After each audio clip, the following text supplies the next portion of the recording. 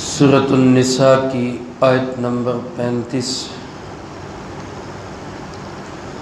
الحمدللہ وکفی وسلام علی عبادہ الذین اصطفی، خصوصا علی سید الرسل وخاتم الانبیاء وعلى آلہ واصحابہ الاتقیاء۔ اما بعد فاعوذ باللہ من الشیطان الرجیم، بسم اللہ الرحمن الرحیم۔ وَإِنْ خِفْتُمْ شِقَاقَ بَيْنِهِمَا فَابْعَثُوا حَكَمًا مِّنْ أَهْلِهِ وَحَكَمًا مِّنْ أَهْلِهَا إِن يُرِيدَا إِصْلَاحًا يُوَفِّقِ اللَّهُ بَيْنَهُمَا إِنَّ اللَّهَ كَانَ عَلِيمًا خَبِيرًا۔ وَإِنْ خِفْتُمْ شِقَاقَ بَيْنِهِمَا، اور اگر تمہیں خوف ہو ان خامد اور بیوی کے درمیان مخالفت کا، فَبَعَثُوا حَكَمًا مِّنْ أَهْلِهِ، تو ایک حکم بناؤ خامن کے اہل سے، وَحَكَمًا مِّنْ أَهْلِهَا، اور ایک حکم بناؤ بیوی کے اہل سے، إِن يُرِيدَا إِصْلَاحًا، اگر یہ دونوں ارادہ کریں گے اصلاح کا، یوفق اللہ بینہما، اللہ رب العالمین بھی ان کے درمیان موافقت ڈال دیں گے۔ ان اللہ کان علیما خبیرا، یقیناً اللہ رب العالمین جاننے والے بھی ہیں، خبر رکھنے والے بھی ہیں۔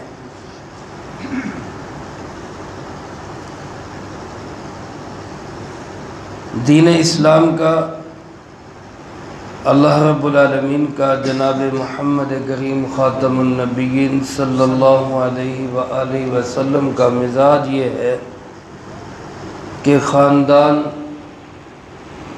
رشتہ داری، بالخصوص خامد اور بیوی کا تعلق یہ ٹوٹے نہ۔ اگرچہ مخصوص حالات میں طلاق کی بھی اجازت دی گئی ہے، لیکن اس کے باوجود اس کو سخت ناپسندیدہ چیز قرار دیا گیا ہے۔ ابغض الحلال عند اللہ الطلاق، اللہ کے نزدیک حلال چیزوں میں سب سے زیادہ ناپسندیدہ چیز وہ طلاق ہے۔ پہلے تو اسلام یہی کہتا ہے کہ رشتہ داری جوڑتے ہوئے دین کو سامنے رکھا جائے۔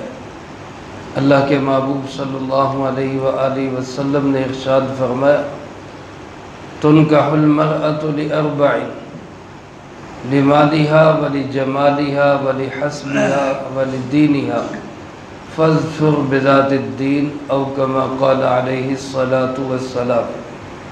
فرمایا کسی بھی عورت سے جو نکاح کیا جاتا ہے وہ 4 وجہوں سے کیا جاتا ہے، اس کے مال و دولت کی وجہ سے، اس کے حسن و جمال کی وجہ سے، یا اس کے خاندان کی وجہ سے، یا اس کی دینداری کی وجہ سے۔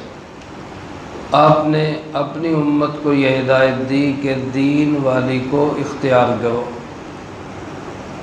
دینداری کو دیکھ کر رشتے کو طے کرو، پھر اس کو حتی الامکان نبھانے کی کوشش کرو، توڑنے کی طرف نہ جاؤ۔ چنانچہ اس سے پہلے ہدایات آئی، مرد کی حاکمیت کو بیان کیا، اس عورت کی تعریف کی جو مرد کی حاکمیت کو تسلیم کر لے، اور اگر کوئی عورت نشوز کرے، نافرمانی کرے، تو اس کے لیے اللہ پاک نے بالترتیب 3 ہدایات دیں کہ پہلے اس کو واعظ و نصیحت کرو، اس سے بات بن جائے تو بہت اچھی بات ہے، نہ بنے تو اس کو لیٹنے کی جگہ میں بستر سے اس کو الگ کر دو، اس سے بھی بات نہ بنے تو پھر آخری درجے میں معمولی درجے کی مار پیٹ، جس میں نے عرض کیا کہ نشان نہ بنے، اور منہ پہ مارنے سے آپ صلی اللہ علیہ وآلہ وسلم نے کسی کو بھی منہ پہ مارنے سے منع کیا، حتیٰ کہ جانور کو بھی چہرے پہ مارنے سے آپ صلی اللہ علیہ وسلم نے منع فرمایا۔ یہاں تک بھی اگر بات نہ بنے، یعنی خاوند اور بیوی آپس میں ہی اپنے اختلافات کا حل نکالیں، اگر نہ نکلے تو اس آیت میں اس کا راستہ بتایا گیا۔ اب کیا راستہ ہے؟ اللہ پاک فرماتے ہیں ان خفتم، اگر تمہیں خوف ہو۔ یہ خفتم کا مخاطب کون ہے؟ علماء فرماتے ہیں اس کا مخاطب بچی اور بچے کے، یعنی خاوند اور بیوی کے قریبی رشتہ دار بھی ہیں، عام مسلمان بھی ہو سکتے ہیں اور حکمران بھی ہو سکتے ہیں۔ ان خفتم، اگر تمہیں خوف ہو خاندان والوں، اگر تمہیں خوف ہو اے مسلمانوں، اگر تمہیں خوف ہو اے حکمرانوں، شقاق بینہما، ان دونوں کی آپس میں شدید مخالفت کا، یعنی خاوند اور بیوی کی آپس میں سخت لڑائی ہے، سخت نفرت ہے اور خاندان ٹوٹنے کے قریب ہے، تو پھر کیا کرو؟ فرمایا فَبَعَثُوا حَكَمًا مِّنْ أَهْلِهَا، ایک فیصل، ایک ثالث، ایک حکم، ایک معتبر بندہ مرد کی طرف سے اس کو نامزد کیا جائے، اور حکم من اہلہا، ایک نامزد بندہ جو ہے وہ عورت کی طرف سے اس کو نامزد کیا جائے۔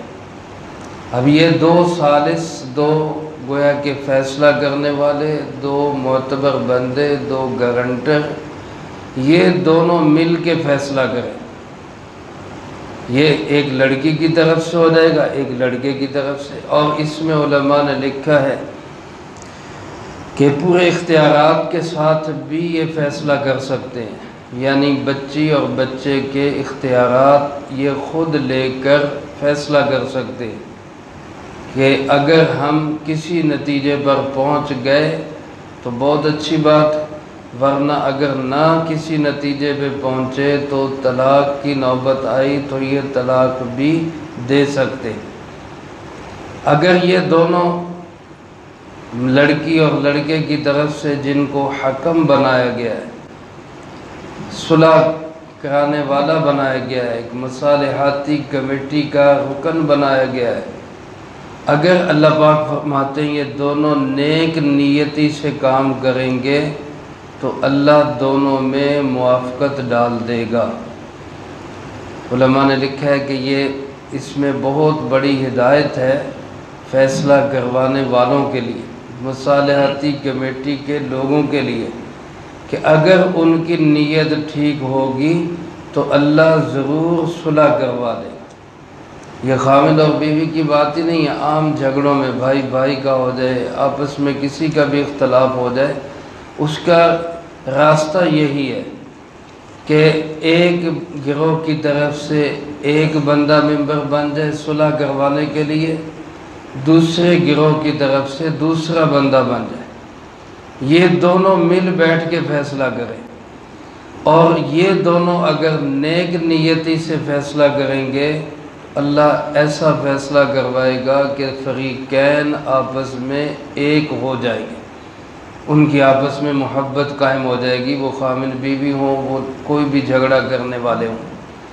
لیکن اگر ان کی موافقت نہیں ہو رہی، صلح نہیں ہو رہی، باوجود کوشش کے وہ ایک نہیں ہو رہے، تو پھر ان صلح کرانے والوں کی نیت میں فرق ہے، ان کی نیت درست نہیں ہے، کیونکہ اللہ پاک کا قرآن کہہ رہا ہے اگر یہ اصلاح کی نیت کریں گے اور نیک نیتی سے موافقت کرانا چاہیں گے تو پھر ضرور ان کی موافقت ہوگی، لیکن اگر ان کی نیت میں فتور ہوگا پھر کبھی صلح نہیں ہو سکتی، کبھی وہ ایک نہیں ہو سکتے۔ بہرحال یہ ایک احسن طریقہ اللہ پاک نے ارشاد فرمایا دو خاندانوں کو بچانے کے لیے، کیونکہ ظاہر ہے جب خامد اور بیوی میں طلاق ہوگی تو دو افراد الگ نہیں ہوں گے بلکہ دو خاندان بکھر جائیں گے۔ اگر بچے ہیں تو ان کا مستقبل بھی خراب ہوگا، لڑکی کی طرف سے جو رشتہ دار ہیں وہ اس کے ساتھ کھڑے ہو جائیں گے، جو لڑکے کی طرف سے ہیں وہ اس کے ساتھ ہو جائیں گے، نتیجتاً دو خاندانوں میں دشمنی پروان چڑھے گی جو کہ انتہائی سخت ناپسندیدہ ہے۔ الحمدللہ اسلام کی برکت سے، قرآن کریم کی برکت سے، علماء اور سمجھانے والوں کی محنتوں کی برکت سے ہمارے اس علاقے میں، پاکستان میں اور دیگر علاقوں میں ابھی بھی رشتوں کا تقدس موجود ہے، خاندانی سسٹم موجود ہے، خاوند بیوی کا احترام موجود ہے، ماں بہن بیٹی خالہ پھوپھی کے رشتے کا تقدس موجود ہے۔ جن علاقوں کے اندر قرآنی تعلیمات کو یکسر بھلا دیا گیا ہے وہاں آج شیطان ننگا ناچ رہا ہے، وہاں رشتوں کا کوئی تقدس نہیں، کوئی بہن بیٹی خالہ ماں پھوپھی کوئی محفوظ نہیں ہے۔ اللہ ہم سب کی ایسے ماحول سے حفاظت فرمائے۔ لیکن میرے عزیز دوستو، ہمارے ہاں بھی جس انداز سے طلاق کی شرح بڑھ رہی ہے، تو اگر ہم نے اس کا سد باب نہ کیا تو بہتر اس کے لیے ماحول فراہم نہ کیا، اول تو بچیاں خود پہلے آپس میں ہی انڈرسٹینڈنگ کرنے لگ جاتے ہیں، والدین کی بات کو اہمیت ہی نہیں دیتے، بڑوں کے فیصلوں پہ کوئی جو ہے وہ راضی نہیں ہوتے، اور پھر جب نتیجہ ٹوٹنے کی طرف جاتا ہے پھر بھی خود ہی عدم برداشت سے فیصلے کر لیتے، پھر بھی نہیں کہتے کہ چلو بڑوں کے سپرد کریں، وہ جو فیصلہ کر دیں ہمیں وہ منظور۔ قرآن کریم کا مزاج یہی ہے کہ اپنا فیصلہ خود کرنے کی بجائے کسی اور کے سپرد کر دو، وہ بہتر فیصلہ کر سکے گا۔ اس سے خاندان بچتے ہیں، جڑتے ہیں، بھائی جڑتے ہیں، میاں بیوی کی موافقت ہوتی ہے۔ جب یہ طریقہ کار ہوگا تو اس میں بے شمار خرابیاں ختم ہو جائیں گی، ان کے دروازے بند ہو جائیں گے، اور بے شمار بھلائیاں اور برکتیں اس میں آئیں گی۔ اب دو خاندان کے لوگ بھی یہ سسٹم بنا سکتے ہیں، اہل محلہ بھی یہ سسٹم بنا سکتے ہیں، اور اگر یہ نہ کرے تو حکومت بھی یہ سسٹم بنا سکتی ہے۔ اگر خدا نخواستہ اس کے باوجود بھی ان کی موافقت نہ ہو سکے تو پھر آخری راستہ عدالت کا ہی رہ جاتا ہے کہ قاضی کے پاس جائے اور وہاں جا کے جو فیصلہ ہوتا ہے وہ اپنا فیصلہ کروا لے۔ یہ صحابہ کرام رضی اللہ تعالیٰ مجمعین کے دور میں بھی یہی ترتیب تھی۔ حضرت علی کرم اللہ وجہہ کے بھائی حضرت عقیل، ان کی شادی ہوئی تھی، یہ جو عتبہ ہے، عتیبہ وغیرہ جو ابو لہب کے بیٹے تھے اور جن کی ہلاکت ہو چکی تھی، ان کی ایک بہن تھی فاطمہ جو مسلمان ہو گئی تھی، اس کے ساتھ اس کی شادی ہوئی حضرت عقیل کی۔ تو ایک دن بیٹھے بٹھائے اس نے ایسے پوچھا میرے والدین کے متعلق آپ کا کیا خیال ہے؟ تو انہوں نے کہا وہ تو جہنم میں، ظاہر ہے کفر کی حالت میں مرے تھے جہنم میں۔ تو اس کو بڑی تکلیف ہوئی کہ میرے والد کے متعلق ایسا کیوں کہا کہ وہ جہنم میں۔ تو وہ حضرت عثمان رضی اللہ تعالیٰ عنہ کا دور خلافت تھا، ان کی عدالت میں انہوں نے کیس دائر کیا، میرے خامن نے اس طرح کیا۔ حضرت عثمان رضی اللہ تعالیٰ عنہ نے ایک حکم بنایا حضرت عقیل کی طرف سے حضرت عبداللہ ابن عباس رضی اللہ تعالیٰ، اور ایک حکم بنایا اس فاطمہ کی طرف سے حضرت معاویہ رضی اللہ تعالیٰ، اور فرمایا تم دونوں ان کا فیصلہ کرو۔ حضرت عبداللہ ابن عباس تو دونوں کی بات اور موقف سن کر اس نتیجے پہ پہنچے کہ ان کی طلاق کروا دینی چاہیے، لیکن حضرت معاویہ رضی اللہ تعالیٰ نے کہا کہ میں نہیں چاہتا کہ اس خاندان کے دو لوگوں میں تفریق پیدا ہو۔ عبد مناف کا خاندان ایک ہی خاندان ہے، اس میں تفریق ہو میں یہ نہیں چاہتا، لہذا آؤ پھر کوشش کرتے. اور پھر دونوں حضرات نیک نیتی کے ساتھ دونوں خامن بیوی سے ملنے کے لیے گئے تو پتہ چلا کہ وہ ماشاءاللہ پہلے آپس میں ہی صلح کر کے راضی ہو چکے. تو اس پہ انہوں نے فرمایا کہ اللہ رب العالمین نے گویا اس نیک نیتی کا ان پہ اثر ڈال دیا. تو مصالحت کرانے والے اگر وہ نیک نیتی سے کام کا بیڑا اٹھائیں گے تو ضرور اللہ پاک موافقت ڈال دیں گے. فرمایا ان اللہ کان علیما خبیرا، اللہ پاک سب کچھ جاننے والا بھی ہے، خبر رکھنے والا بھی ہے. ان صلح کرانے والوں کی نیت کیا ہے اس کو جاننے والا بھی کون ہے؟ اللہ رب العالمین. اللہ مجھے آپ کو سب کو قرآن کریم کی ان خوبصورت ہدایات کو زندگی میں لانے کی اور دوسروں تک پہنچانے کی توفیق عطا فرمائے. اللہم انت السلام ومنک السلام تبارک ربنا وتعالیت یا ذا الجلال والاکرام. اللہم اعنا علی ذکرک وشکرک وحسن عبادتک. اللہم احسن عاقبتنا فی الامور کلہا وأجرنا من خزي الدنيا وعذاب الآخرة. اللهم باقية كباقية الوليد. اللهم استر عوراتنا وآمن روعاتنا. اللهم إنا نجعلك في نحورهم ونعوذ بك من شرورهم. اللهم اكفنا بحلالك عن حرامك وأغننا بفضلك عمن سواك. اللهم اكفنا كل مهم من حيث شئت ومن أين شئت. رب اغفر وارحم وأنت خير الراحمين. رب ارحمهما كما ربياني صغيرا. اللهم ربنا هب لنا من أزواجنا وذرياتنا قرة أعين واجعلنا للمتقين إماما. يا حي يا قيوم برحمتك نستغيث أصلح لنا شأننا كله ولا تكلنا إلى أنفسنا طرفة عين. اے مولا کریم، یا اللہ پاک اس پورے ہفتے میں جتنا درس قرآن کریم ہوا، طلبہ عزیز طالبات نے جتنی پڑھائی کی، ان تمام احباب نے جو جو اعمال کیے، اللہ پاک ان سب اعمال کو اپنی بارگاہ میں قبول فرما. اے اللہ ان مقبول اعمال کا اجر و ثواب ہمارے پیارے آقا جناب محمد کریم خاتم النبیین صلی اللہ علیہ وآلہ وسلم کو پہنچا. آپ صلی اللہ علیہ وآلہ وسلم کو ہم سب کی طرف سے بہترین جزائے خیر نصیب فرما. آپ کے توسل و تصدق سے تمام انبیاء، تمام صحابہ، تمام اہل بیت، ازواج مطہرات، بنات اطہار، نبی پاک صلی اللہ علیہ وآلہ وسلم کی امت کے تمام علماء، مشائخ، بزرگان دین، ہمارے اساتذہ کرام، اور اے اللہ پاک آپ کی امت کے تمام لوگ جو دنیا سے جا چکے، جو موجود ہیں، جو قیامت تک آئیں گے، اللہ سب کو اس کا اجر و ثواب نصیب فرما. بالخصوص حاضرین مجلس اور سامعین درس کے جو عزیز و اقارب، رشتہ دار، دوست، احباب، اساتذہ، مشائخ، والدین اس دنیا سے جا چکے، اللہ ان سب کو اس کا اجر و ثواب نصیب فرما. بالخصوص شہدائے پاکستان کو اور اس وطن کی خاطر، اس کی عظمت کی خاطر جن جن لوگوں نے قربانیاں دی، اللہ ان سب کو اس کا اجر و ثواب نصیب فرما.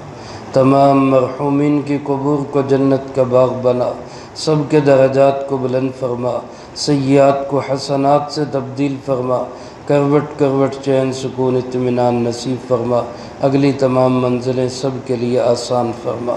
اے مولا کریم، جتنے میرے بھائی بزرگ بچے تشریف فرما ہیں، جس کے دل میں جو حاجت، جو تمنا، جو آرزو، جس کا جو کوئی مسئلہ اٹکا ہوا، اللہ اپنی رحمت سے سب کے مسئلوں کو حل فرما.